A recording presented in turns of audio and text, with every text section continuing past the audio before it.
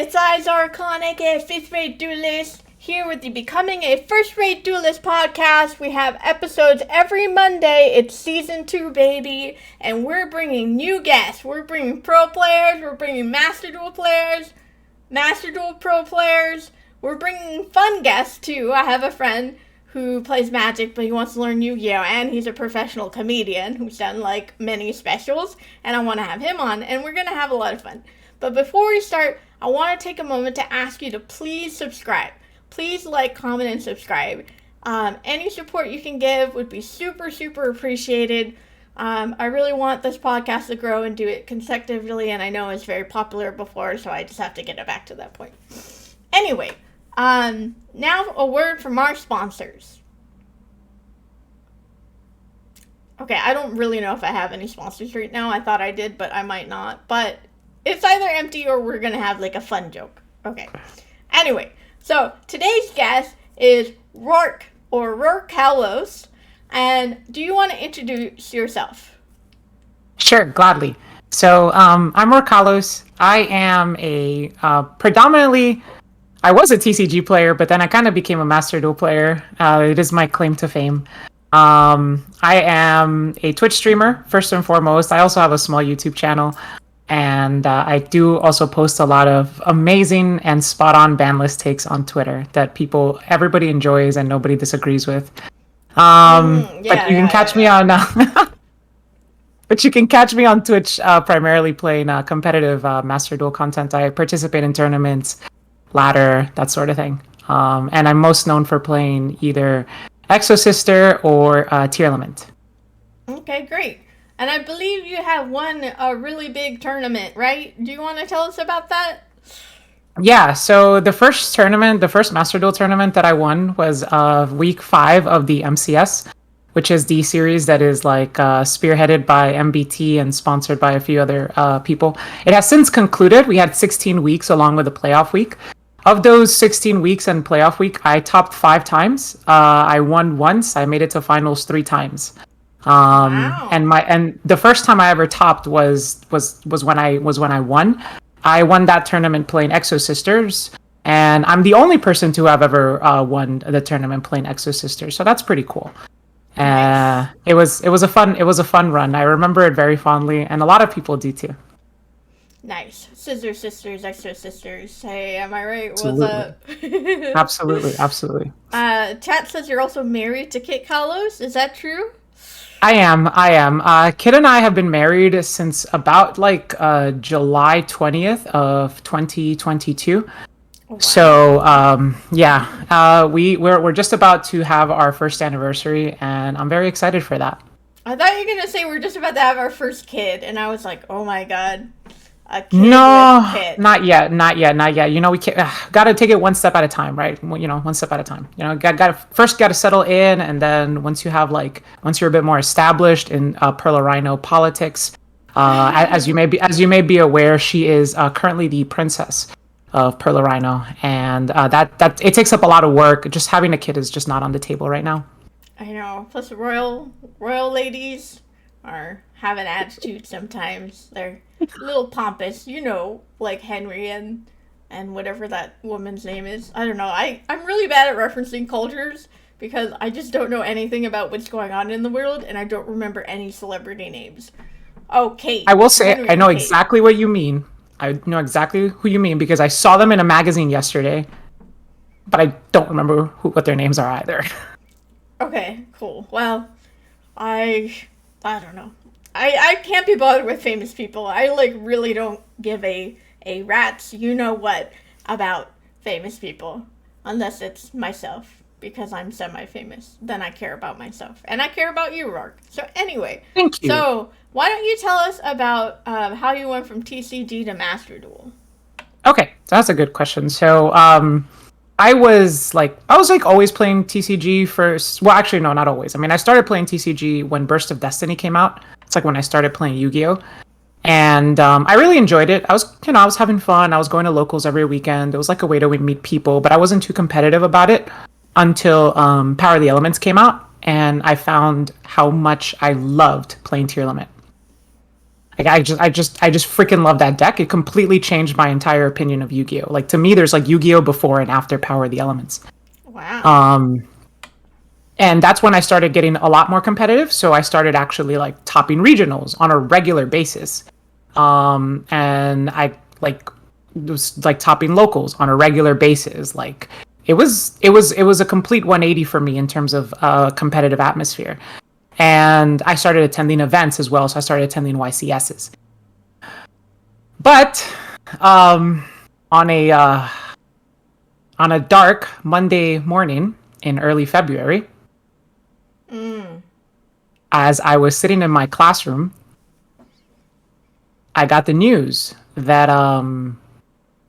they banned my wife. Oh my god. And she was no longer allowed to play Yu-Gi-Oh. This is a hate crime.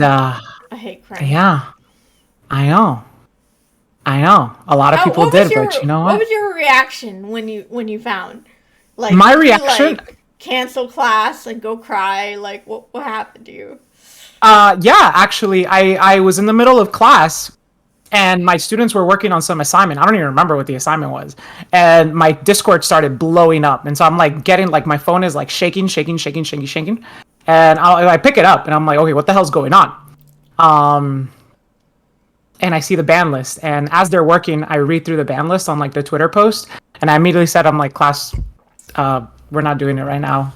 Miss KITKALLOS, I just got some family emergency. Oh. Let's all just kind of like step back from the work that we're working on and focus on what's important in the world, which is family, mermaids, and yeah. And so I needed like I don't think I got over it for like a week. I'm not gonna lie, I was a shell of a person for like a week. It was bad. I get it. I was like coping. I underwent like every stage of grief for KITKALLOS. It's not good. Well, but did you arrive at acceptance at the end? Or are you still working some might say no. Some might say I haven't. I would say I have, but some might say I have not. Okay, convince me why Kit should go to 1. So I played Tearlaments, and then when all the exclusive cards came out, I switched to Flender. Because I was like, I cannot learn a deck in 5 days. Because they kept doing that. They kept having YCSs like a day after a new set came out, and I just couldn't learn it in time. So I was like, forget this, I'm playing Flender. So convince me as someone who's familiar with Tearlaments, but also believes that Tearlaments had a very polarizing effect on the game. Convince me why Kit should go to 1. Okay, so allow me to do my best. Now, I have been playing Tearlaments since before the day that it came out. You know, it's like the first deck where I like practiced ahead of time. I don't practice pre-release decks. I don't care about cards until I have them in my hand. But Tearlament I practiced beforehand. I've played every single variant of the deck, and I have played the deck after Kit got banned. I've played the deck at every single event, every single locals that I attended, except for YCS Philadelphia, which I played Furniture Labyrinth. But I have played this deck with every card at 1, except for Planet and Rhino Heart. And the deck has a lot of issues. For example, like because I've done the math on it, and Kit replaces having Kit replaces like about 11 cards in the deck. So all of a sudden you go from being able to play like no non-engine to being able to play about like 12 non-engine of your choosing. You can also supplement it with another engine if you want to. And you might think, okay, well that sounds really good. Wouldn't the deck just like become tier 0 again, or like become oppressive again, or just be like very high tier 1? And the answer is like it would become very good. It would. I'm not going to tell you it's not. It might even be the best deck again. But we're allowed to have good decks. Like a deck being tier 1 is not inherently an issue. Secondly, if Kid comes back to 1, at the very least, normal summon Rhino Heart becomes a play. Because right now, normal summoning Rhino Heart doesn't feel very good. You normal summon Rhino Heart, you send to your cache, and then you pray to mill 2, and you pray to like mill something that gets you started. Because a no name and Rhino Heart do anything. Also, the names are all at 1. So theoretically, in this world where normal summon Rhino Heart is like the new normal summon Alistair, it's like your power normal summon. If you go normal Rhino and you send Merly And you use Merly effect and you make KITKALLOS, and then with KITKALLOS you search the Merly, then you go KITKALLOS effect, special summon the Merly, Chainlink 1, Chainlink 2, mill 8. We've all done it a million times. It feels great. What are you really trying to hit? Hofness and Siren are both at 1.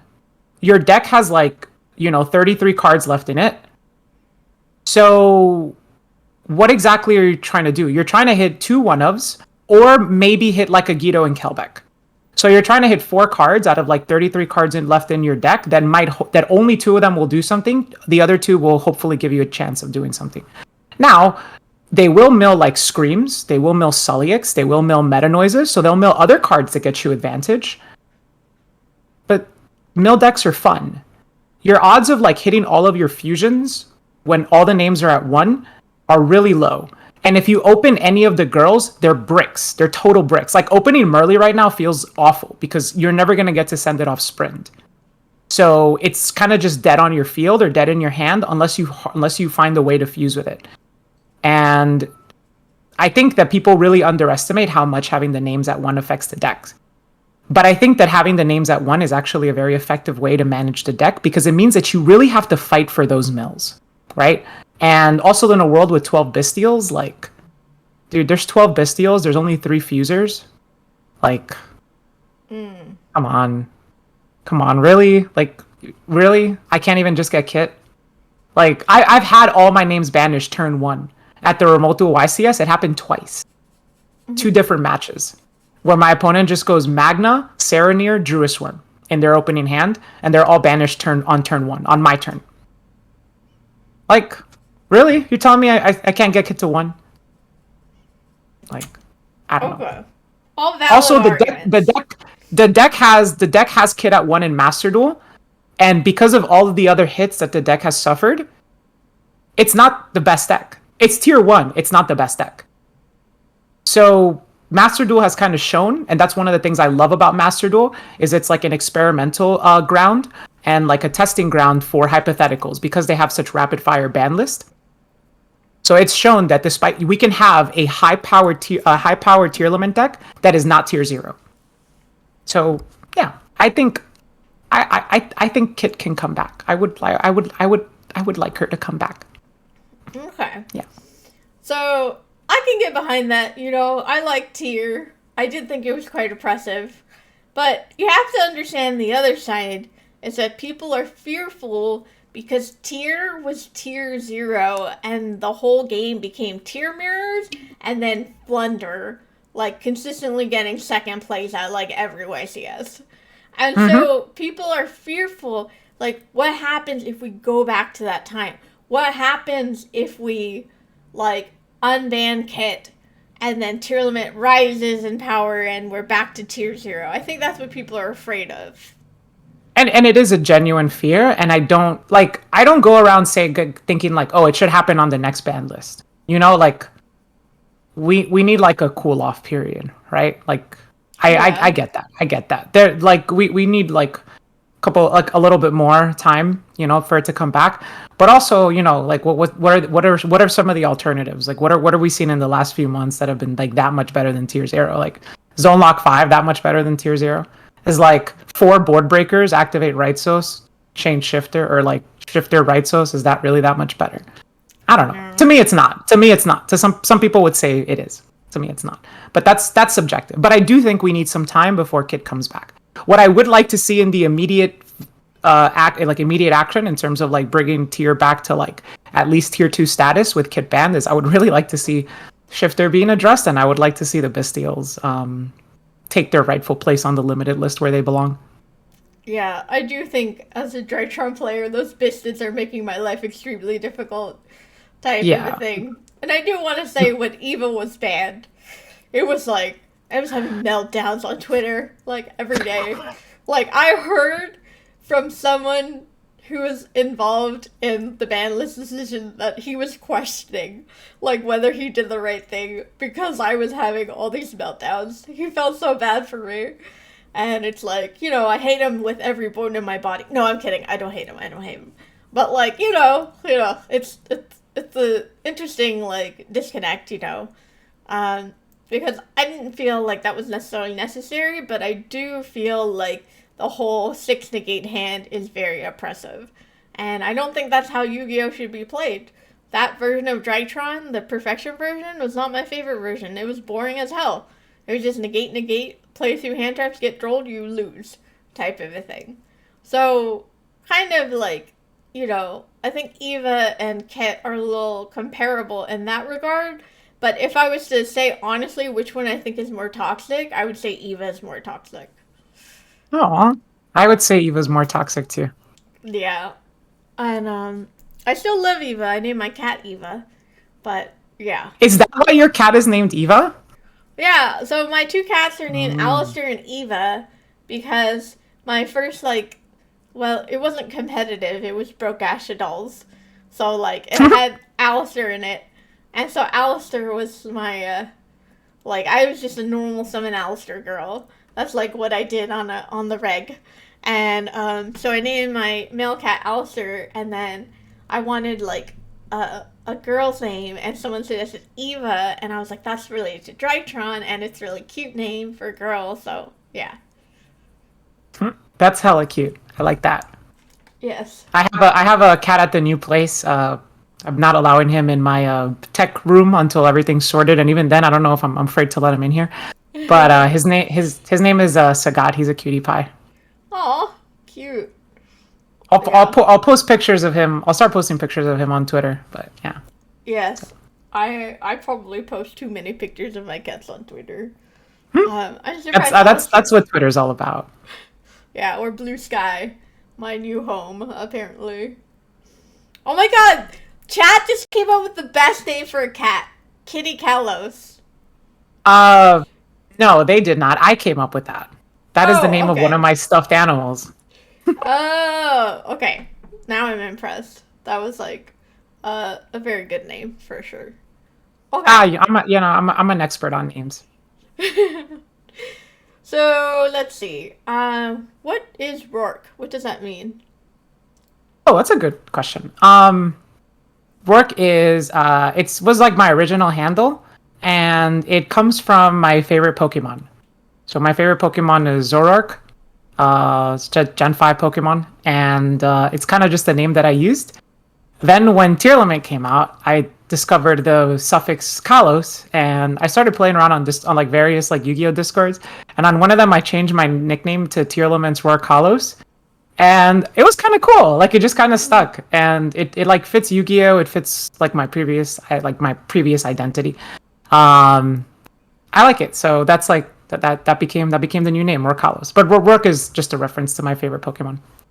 Oh, okay. My favorite Pokemon is Haunter. That's a good choice. Yes. Ghost types are up there for sure. So I am gonna start playing Master Duel after Nats. I'm still gonna play TCG, but I'm not gonna be so intense about it, type of thing, because I'm just super stressed out all the time. And basically, what I feel is important to know is how do you get into competitive Master Duel type of a thing? And do you have any tips for someone who's new? I kind of struggle with the gems thing. I spent my gems on a Graveskeeper deck, and I was like, why did I do that?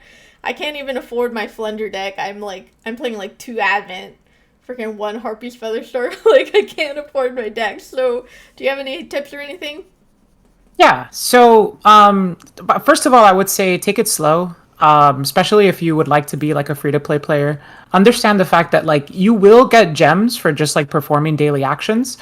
And I know plenty of people who have accrued a collection of staples through strictly free-to-play practices. That's what I used to be. So I used to be strictly free-to-play player. Once I became a content creator and I started doing streaming for Master Duel, that's when I started actually pumping money into the account, because it's for content. But you can definitely do it from a free-to-play standpoint. I would say one of my recommendations is definitely you have to start by finding a place that's will actually let you be an avenue for your skill expression, for your competitive expression. Master Duel doesn't have that many tournaments, especially sanctioned tournaments. And so that's kind of annoying, and that's like it's a little bit of grassroots right now, especially in North America. We don't even have like a Challenger Cup equivalent because Konami US is like slacking. But there are Master Duel events that are officially licensed, like officially sanctioned by Konami. I recently won one of them, like back in June. And there's also like there's also grassroots tournaments like the MCS going on. So I would try to get into those. Try to find how you get into those. The second thing I would say is, or the third thing I would say is, understand where meaningful testing comes from and where it doesn't. So like in Master Duel, it's actually pretty tough to get meaningful testing unless you have a testing group, which is like kind of the same case as TCG.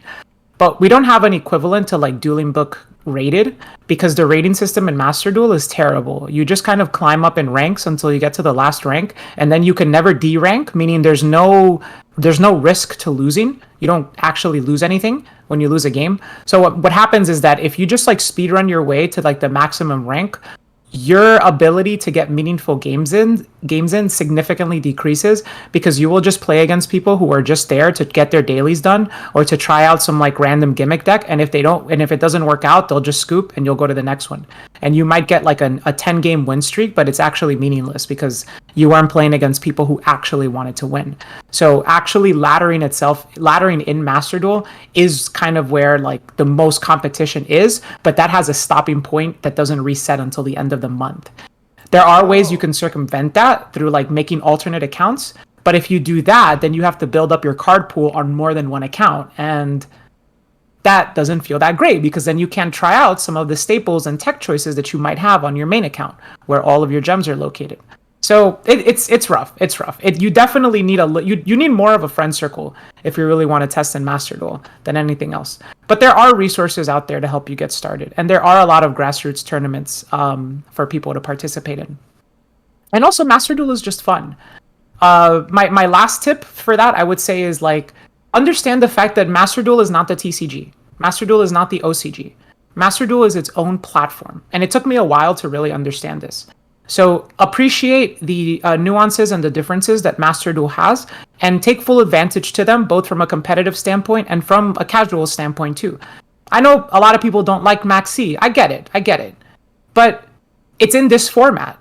So find ways to play with it because it's there. You know, like don't get into like this, don't get hung up on this, like, oh, well, the card pool is old. They have Max C. This format sucks. I don't want to play this. No, you can have that attitude, but you're never going to get better. You're not going to have fun playing unless you just say, you know what? This is the format.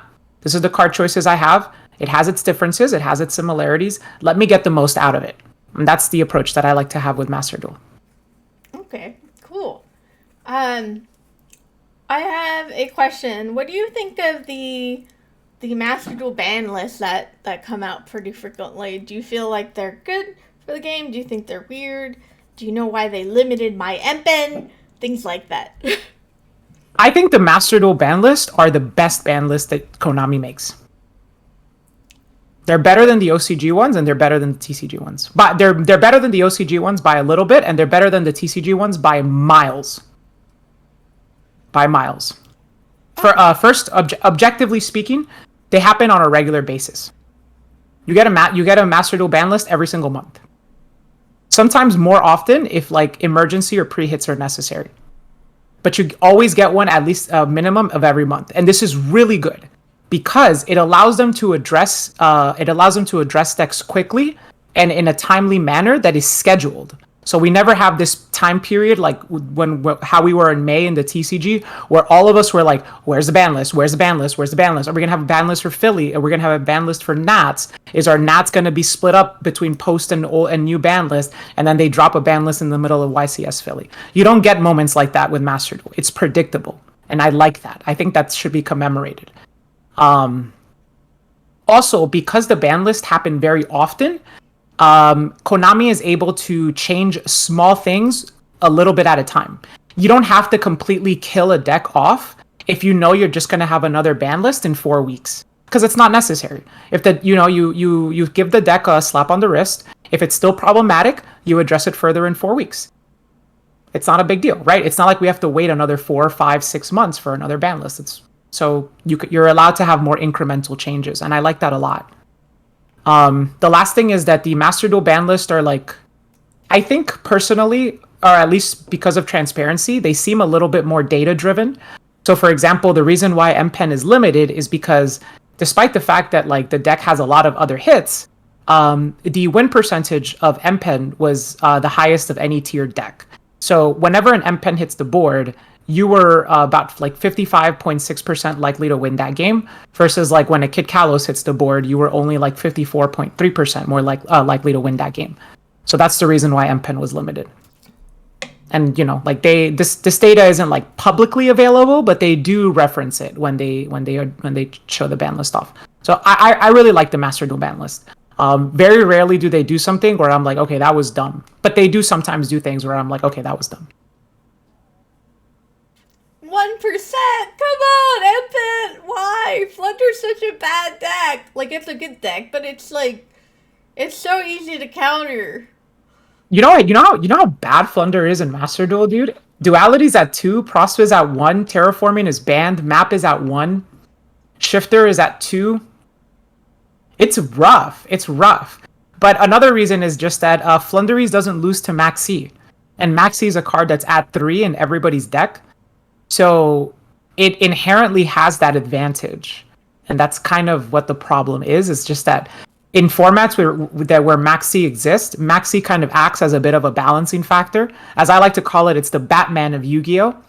And so if you have a villain like Flunderies, which does not lose to Batman, you kind of have to like curb him a little bit. You know what I mean? Like, Batman should be able to fight anybody. Leave my burbs alone. Dude, I didn't even get a chance to build Flunder, and then as I was building it, like the Master Duel list came out and Empin was at 1, and I was like looking at this and I was like, this deck, like, I don't even have all the cards I need. This is broke ass Flunder, and this isn't fair. But I don't know, maybe because I don't know, Flu's making a comeback in TCG though. It is. I'm very surprised at that. Yeah, Flu is I always thought it was a good deck. I also think it's a skillful deck. I think. It's a deck that Statue's gone. Yes. With Statue gone, I've always said this about Flu. I think Flu has a very high skill ceiling that players don't give it credit for. The problem that with Flu is that it has a really bad reputation from the days especially from the days when Statue was legal, where the deck just has a really low skill floor. Like, decks can't play through MPen Statue without non-engine. And so you would have a lot of games where you just like did the most cookie cutter combo and you won. And there was no skill expression involved in that. So the deck had a really low skill floor, which to some extent it still does, but it's not really like, it's not worth, like, I wouldn't say it's low. I would just say like it's probably doesn't have the highest skill floor out of all the decks, but the skill ceiling is very high when you see somebody who really knows how to play Flunderies, play through hand traps and sequence their turn 1 combo and like end on like multiple endpen setups and that sort of thing. It's really cool. It's actually really cool.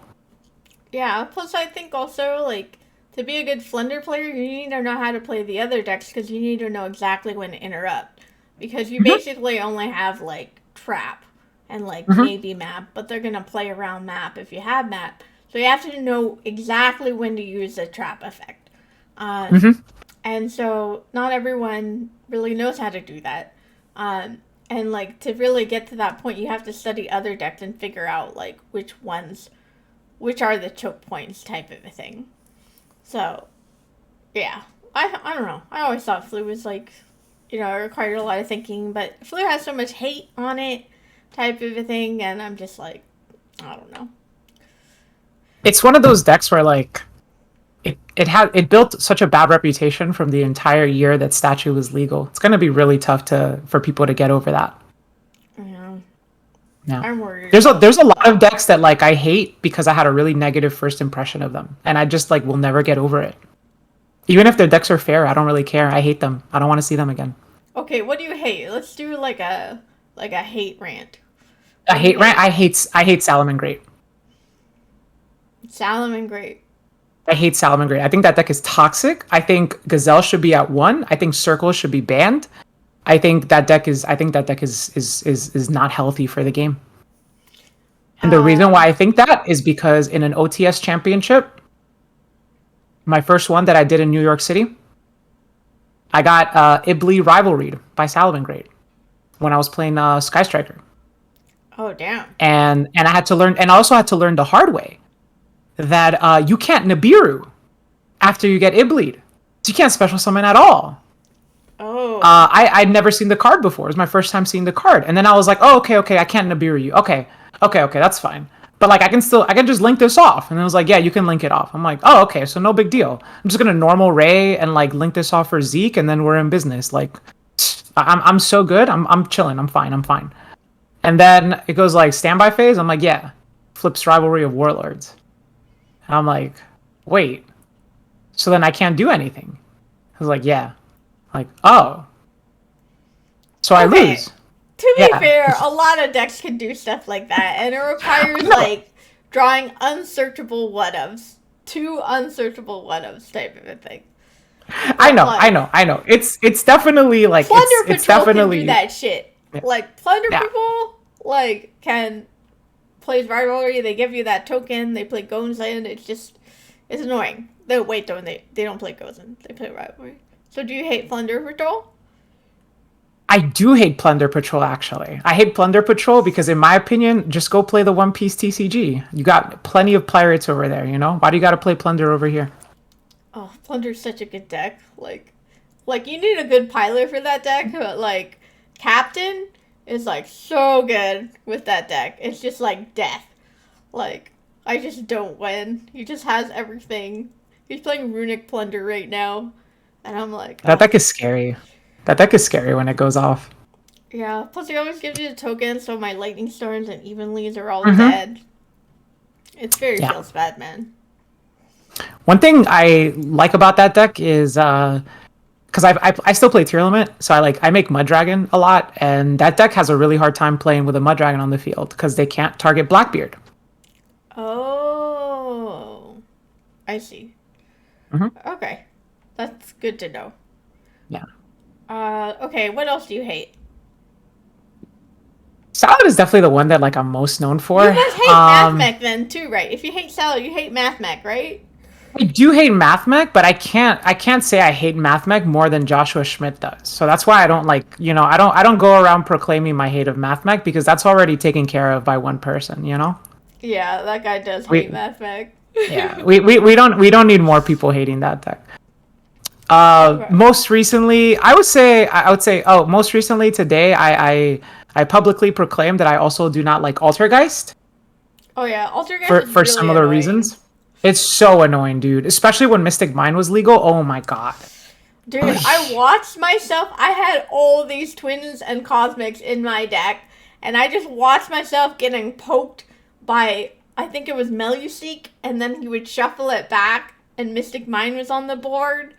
And I couldn't do anything. And then I looked at my deck, and all my spell trap removal was at the bottom of my deck. And I was just like, this was like 15 turns or something like that. And me getting poked to death. And it was so sad. Yeah. Yeah. Oh, and the other one that I really hate. I hate Runic. I hate Runic. Runic? Okay, which variant? I hate Runic. Like, it as a whole?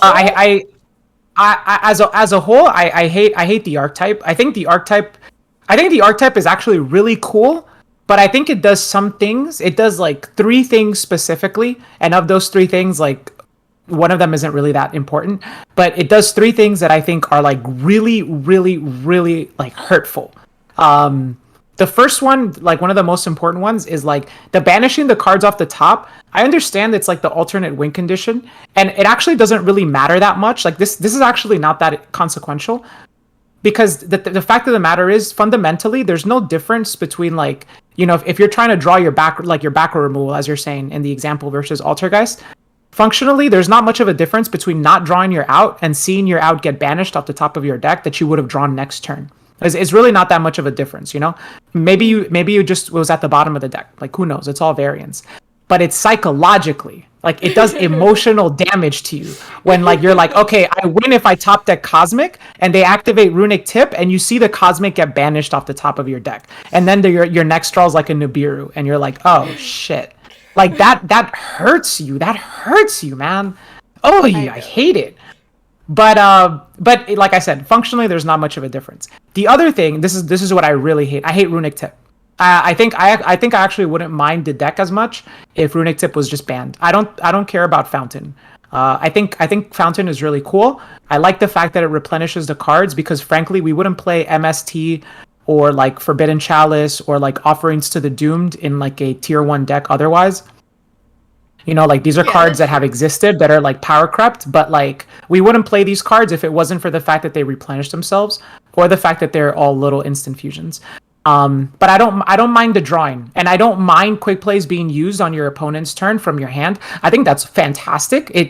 I used to think Yu-Gi-Oh worked that way when I was like 5 years old, actually. So I like it. But I think runic tip is really stupid. And if they ban tip, I suddenly don't really care too much about the archetype. You don't kill its gimmick, and it's still very good as an arc, like as an engine or as an additional archetype in a lot of decks. Like for example, I don't think like runic Furhire or runic Live Twin Sprite or whatever, like any runic Sprite variant, none of them die if you ban tip. They're still gonna reap all the benefits of having the little instant fusions, the level 2 extenders, the board breaking that runic cards provide, the alternate win conditions, the drawing from Folgo, like all these things are still apparent. But just at least if you ban tip, cards shouldn't just search every card in the archetype. Yeah. You know, like off a quick play that can be activated on both players' turns. Unless your name is KITKALLOS, though, then you can search anything you want. Okay. So we talked about your favorite deck. We talked about your most hated deck. So what's your favorite deck that's really bad? Oh, I love that question. My favorite deck that's really bad is Fortune Ladies. Nice. Fortune Ladies, okay, yeah. Why? I was a big fan of like Yu-Gi-Oh 5Ds when I was little. And one of my favorite characters was Carly Carmine. Nice. Because like I think she's like my kindred spirit. And I just really like the cards. She's so awesome. She's got the big glasses and like the striped sweater. Like I literally have that outfit IRL, despite it's not a cosplay. It's just a regular ass outfit. And I like the cards. I like the artwork. I like the mechanic, but it's very low powered. It like dies to one interruption, and even if it doesn't get interrupted, it only puts out one interruption. I played it recently in Master Duel in like an alternate format event they were having, and it was like very, very difficult. But I still love it. Like, I don't know. I like summoning Fortune Lady Every. I like drawing 2 of Fortune Lady Water. I like banishing my Fortune Lady Light, putting it back with Fortune's Future, drawing 2. Like, I like it. Nice. I guess my favorite bad deck is Drytron. Feels bad, man. I don't know. There's some killer Drytron players out there. I'm not gonna say I'm like a crazy Drytron player or anything like that, but I don't like when I think about Drytron or when I play against Drytron, my head is always like, how is this deck not topping consistently? Like this feels insane. When I see them like pop off, play through like a million hand traps, when I get like Natasha at game 3 in time, when they do like the DMOC lock without even controlling the monster, so you can't bestial the DMOC. Like all these things, when they do the exact same combo on turn 3 that they did on turn 1, I'm just like, how is this deck not insane? Like this just feels so unfair. It's just like if you either draw or you lose. But I guess like to somebody who's actually played the deck, they'll probably like, you'll probably tell me like, well, actually such and such and such and such. Yeah, because and I know the Bestials hurt. The Bisties are really bad, and then it's sort of like, what's the end board for Drytron? You can do Vanities plus Mirage Lights. You can do Vanities plus Dynamondo into the Magician of Black Chaos. Or you could do Magician of Black Chaos into Perfection. Those are basically the 3 end boards, though I really wanted to work on a Megalith build. Like, the thing is that, like, there's so many cards right now to deal with it. Like, there's Vanities. Not Vanities. There's Book of Moon. There's lands to bring the attack down. You can normal summon a Fenrir with Birth. Like, there's Imperm. Like, there's so many freaking cards.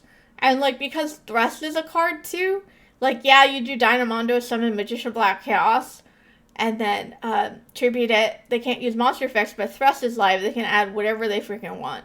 And then they can set up some boards through it. Like, it might skip the turn, but, like, people can still do some interruptions. So now you have to play turn 3, like, with interruption. And, like, you probably exhausted, like, your hand, so you probably have, like, 1 card left to tribute. Maybe you'll draw another card to tribute.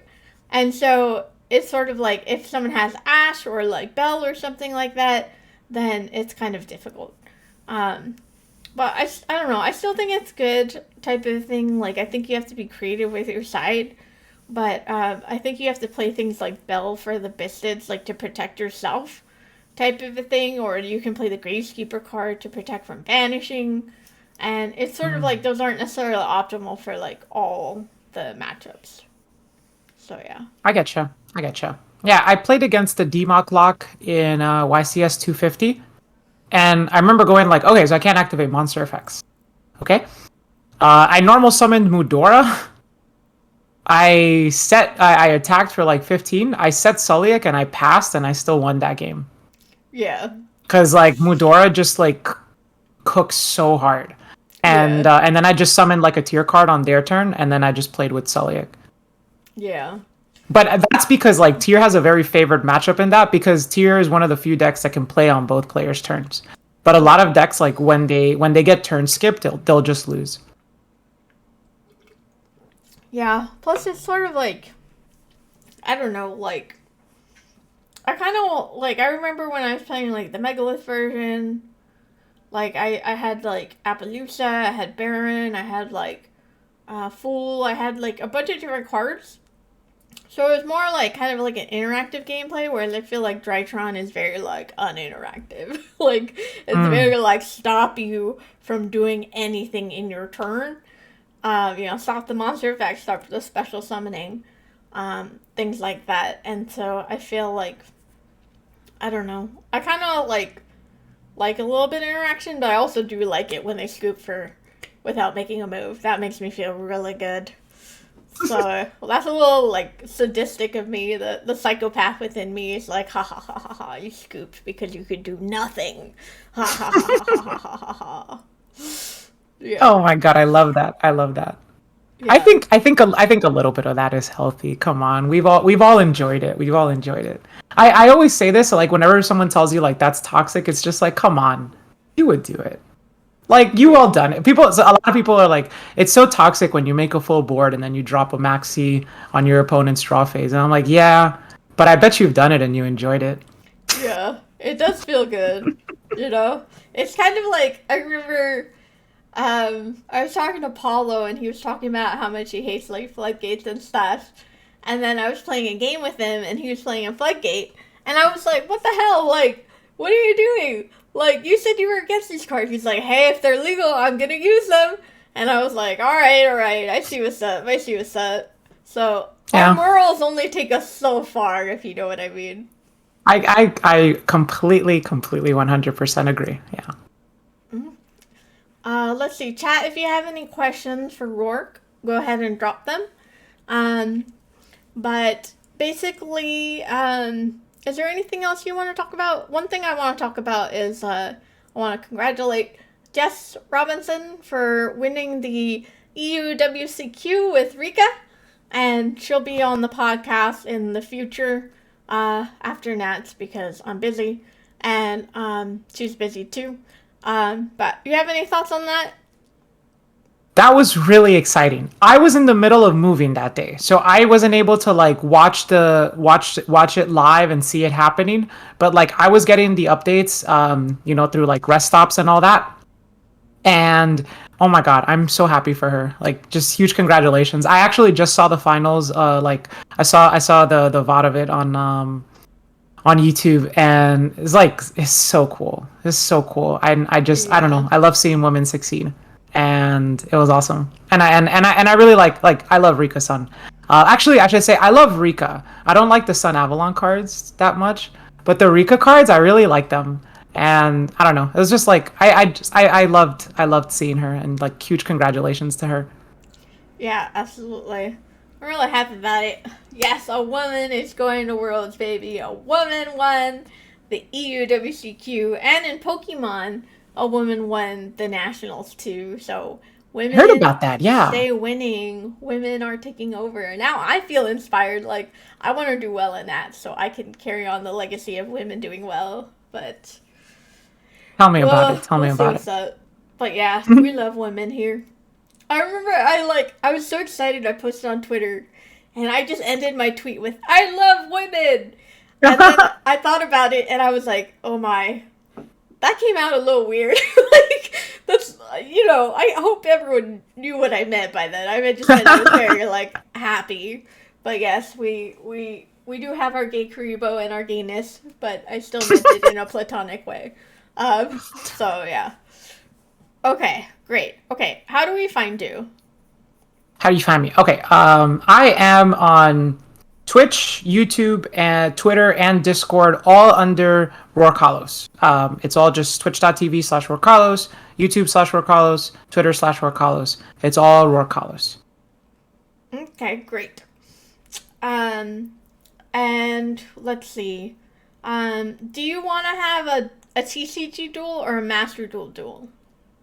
Well, I guess probably TCG. Since Okay. you mentioned that you are, well, I mean, both. I'm going to Nats too, so I will appreciate any sort of testing that I can get.